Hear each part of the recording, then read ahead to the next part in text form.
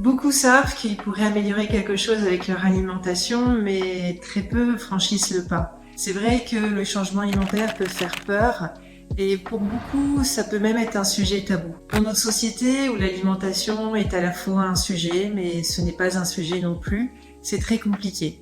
Ce que je veux dire par là, c'est que dans notre société, l'alimentation, on en parle beaucoup, énormément. On en parle parce qu'on adore la gastronomie, la cuisine. On en parle parce que c'est une économie très importante, l'agriculture.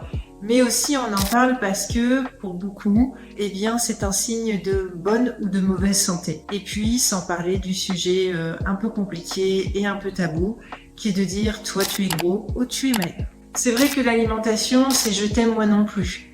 Et pour certains, c'est vraiment une histoire d'amour et pour d'autres, c'est une histoire de destruction. Personnellement, je pensais que l'alimentation était mon amie et pourtant, elle ne me rendait pas service. L'alimentation, c'est notre carburant et en fait, c'est ce qui nous nourrit, c'est ce qui nous fait fonctionner. Donc, pour être en forme en énergie, il faut vraiment pouvoir se donner les moyens d'avoir une alimentation qui correspond à notre besoin pour fonctionner. Et ça, vraiment, je l'ai compris au bout de 10 ans. Et tous les jours, je pratique un équilibre alimentaire qui me permet de profiter de ma journée comme j'en ai envie. Et l'alimentation, c'est aussi du plaisir. Le plaisir de manger, le plaisir d'avoir ces saveurs qui viennent s'installer tranquillement sur notre palais. C'est ces odeurs qui déjà attirent notre attention et qui nous donnent envie. C'est cette émotion gustative qui fait qu'à un moment donné, on a vraiment une sensation émotionnelle qui est indescriptible. Et c'est aussi une sensation de bien-être, c'est-à-dire tout ce qui se passe après le repas, ce qui est agréable, c'est de se dire je suis en forme, je suis prêt à attaquer une nouvelle après-midi, je suis prêt à bien m'endormir. Et c'est ça aussi qui est intéressant dans le plaisir de manger. Comment on fait pour se réconcilier avec son alimentation ou la découvrir, ou encore vivre une histoire d'amour durable et merveilleuse? Eh bien, il est important de retenir une chose. Nous sommes chacun uniques dans nos besoins alimentaires et ça, c'est important. Ça veut dire quoi? Ça veut dire que, dans un premier temps, il faut se libérer de l'idée que ce que tout le monde mange de façon standard, c'est normal.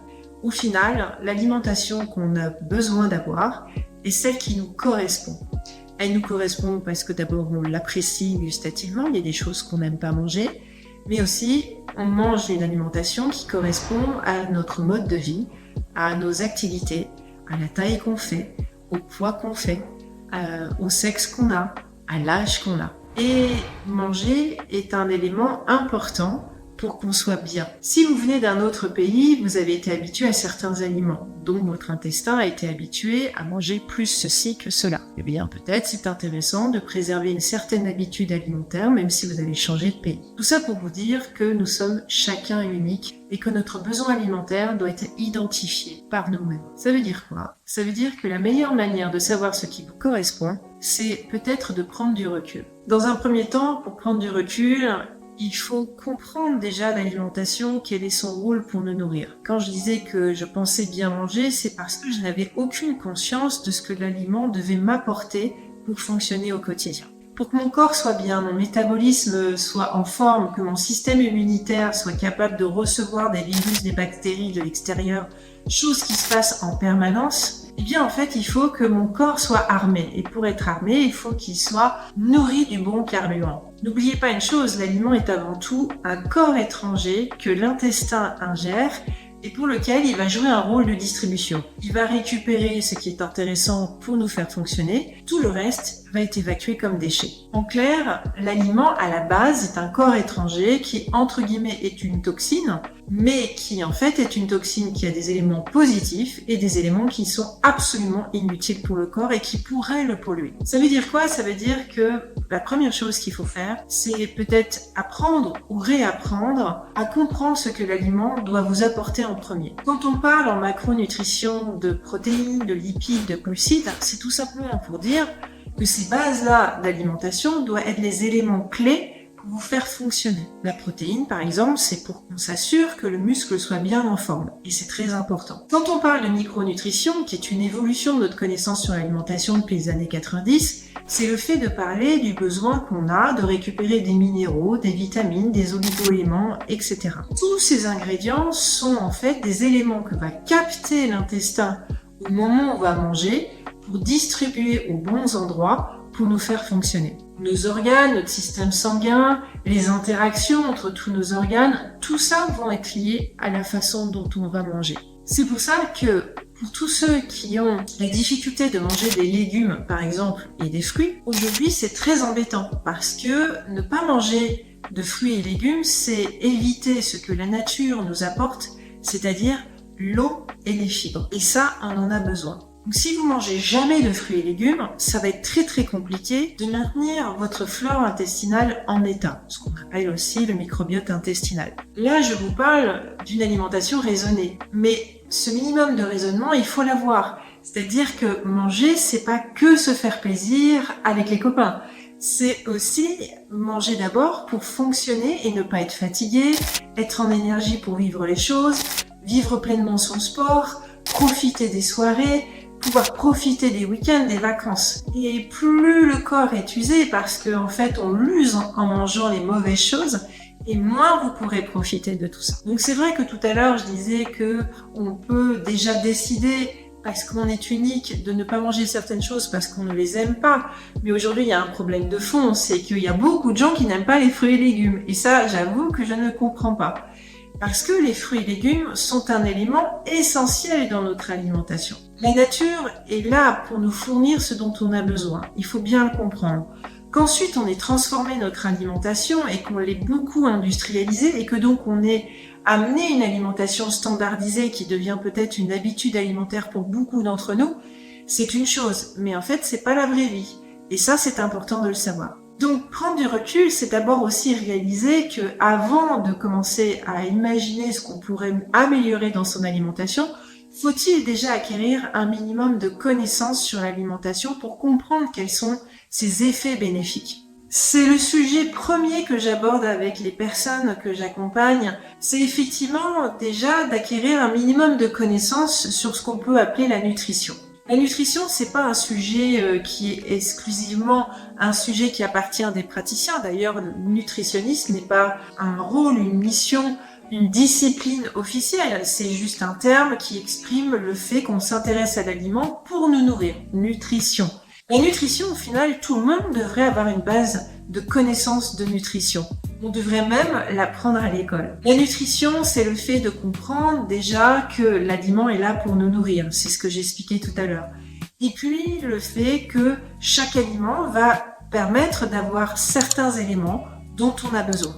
Et cet équilibre-là va nous permettre, en fait, de bien fonctionner. Donc, comprendre ce que l'aliment fournit et derrière, comment il peut s'équilibrer entre eux, ça devient intéressant pour se dire comment je peux être en forme au quotidien. Donc, dans un premier temps, prendre du recul, c'est acquérir un minimum de connaissances. Pas forcément compliqué, et c'est là où l'Internet peut être aidant ou pas. C'est vrai qu'on a accès vraiment à tout type d'informations, et ça c'est top. Mais c'est très compliqué de comprendre quel niveau de connaissance on doit avoir, et parfois même quelle connaissance au final savoir, parce que des fois c'est contradictoire. Moi j'invite les gens à avoir déjà un minimum de base de connaissances. C'est ce que moi j'ai acquis. La connaissance. Deuxième chose, pour prendre du recul, ce qui est intéressant, c'est si on sait qu'il y a quelque chose qui ne va pas. On a ce petit élément dans la tête qui nous dit là, il y a un truc qui va pas, je sais, mais c'est flou dans ma tête aussi. En même temps, je sais pas trop comment l'identifier, mais je sens bien qu'il y aurait quelque chose à améliorer. Et moi, je vous invite à écrire sur un carnet pendant au moins 7 jours, du lundi au dimanche, pour avoir les différences d'alimentation entre la semaine où on travaille et le week-end, on est plus en loisir et en détente. et vous écrivez en fait chaque jour ce que vous mangez du matin au soir. Le fait de l'écrire et de le relire, ça va vous permettre en fait de prendre du recul et de voir en fait ce que vous mangez réellement. Très souvent, vous allez vous rendre compte que vous mangez globalement tout le temps la même chose, que peut-être il y a beaucoup plus de quelque chose que d'autres et que peut-être il y a des déséquilibres. Je parlais des fruits et légumes par exemple. Normalement, le fruit et légumes devrait faire partie du repas du déjeuner et du dîner,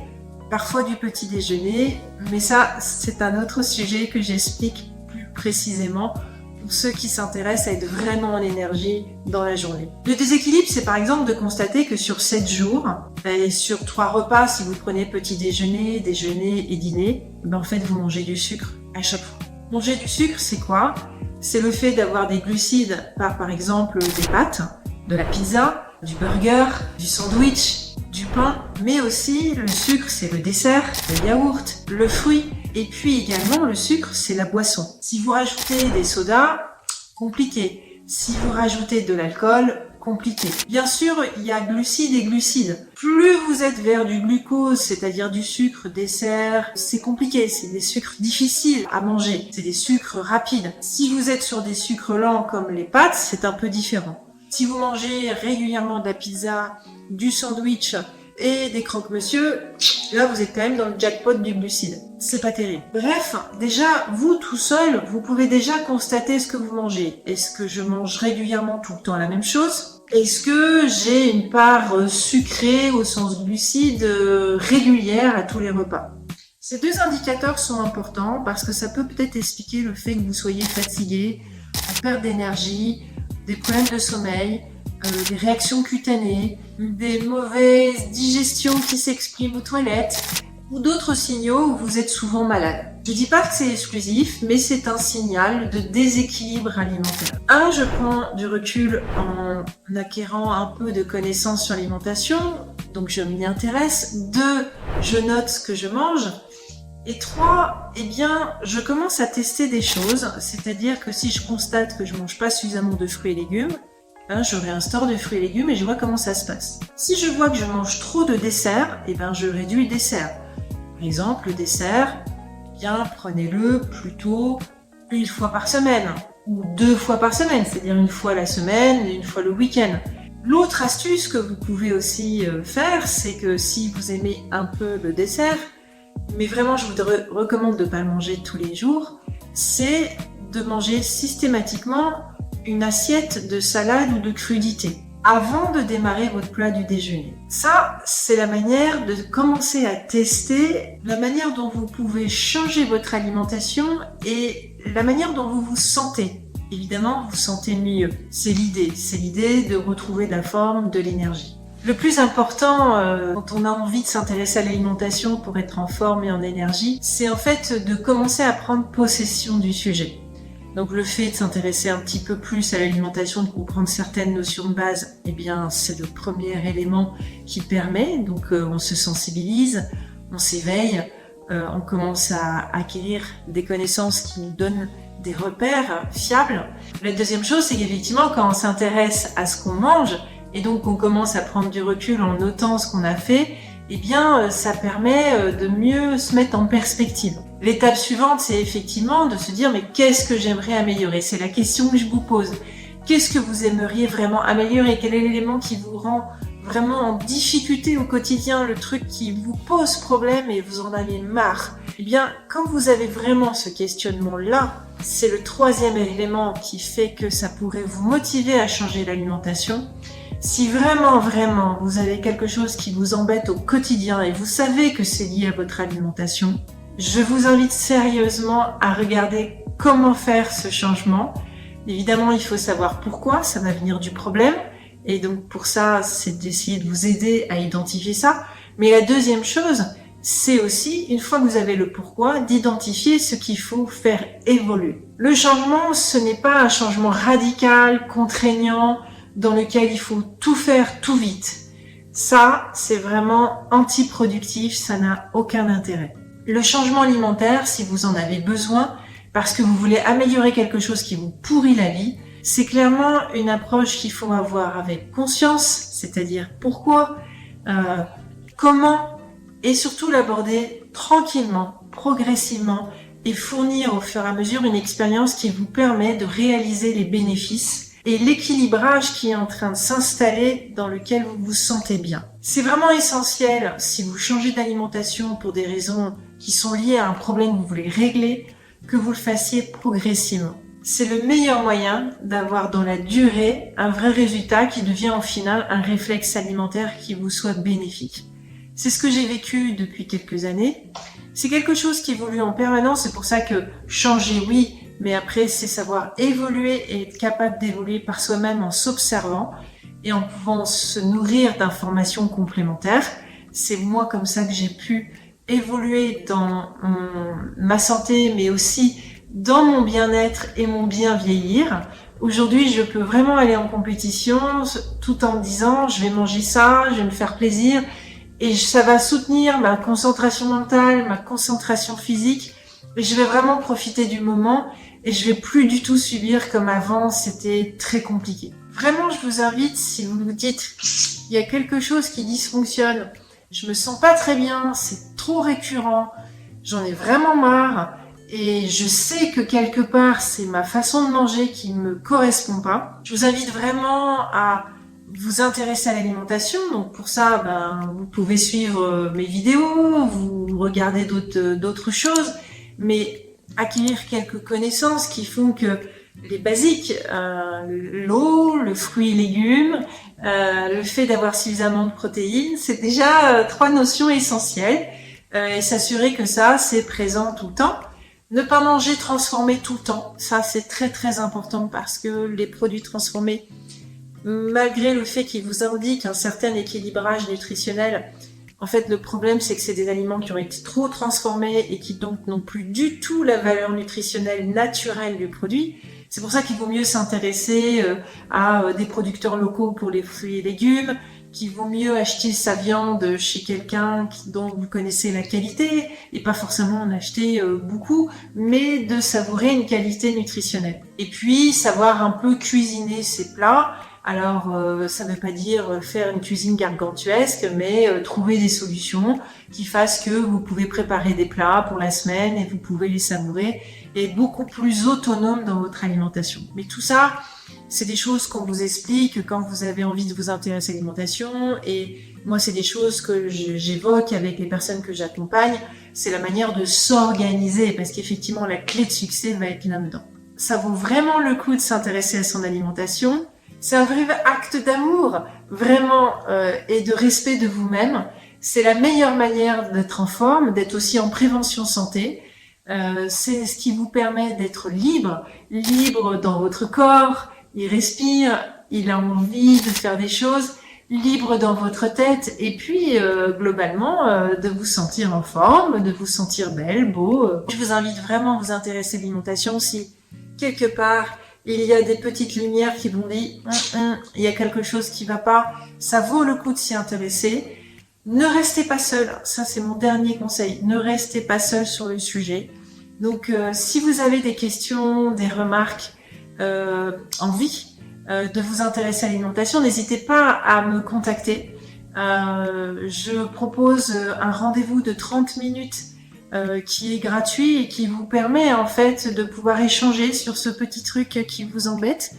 Ça permettra au moins de désamorcer cette question qui est enfouie dans votre tête mais qui vous embête un peu et de mettre des mots sur des mots. Et puis à ce moment-là, vous verrez quelle est la suite à faire pour vous aider à être bien en énergie et en forme.